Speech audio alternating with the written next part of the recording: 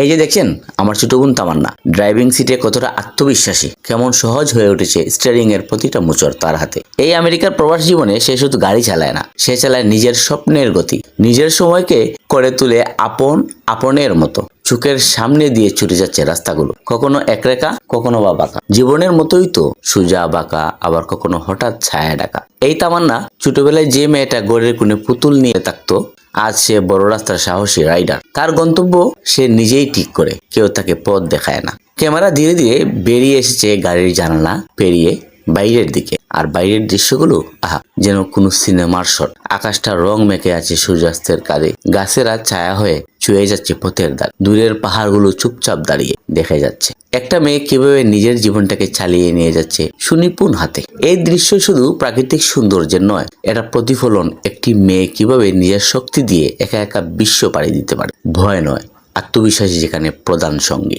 তামান্না শুধু গাড়ি চালায় না, সে স্মৃতি তৈরি করে মাইলের পর মাইল। রাস্তার প্রতিটি মোড়েই যেন গল্প লুকিয়ে থাকে। তামান্নার এই ড্রাইভিং শুধু ভিডিও নয়, এটা অনেক মেয়ের জন্য এক অনুপ্রেরণা, যারা দূর থেকেও স্বপ্নের গতি ধরে রাখে, নীরবেই সাহসী হয়। তামান্না, এই যাত্রা তোমার, আর আমরা গর্ব করি তোমার মতো এক দিগন্ত ছোঁয়া মেয়েকে নিয়ে। ড্রাইভ চালিয়ে যাও, জীবন তোমার রাস্তায় যেন সব সময় সবুজ বাতি জ্বালিয়ে রাখে। তোমার জন্য অনেক অনেক শুভকামনা।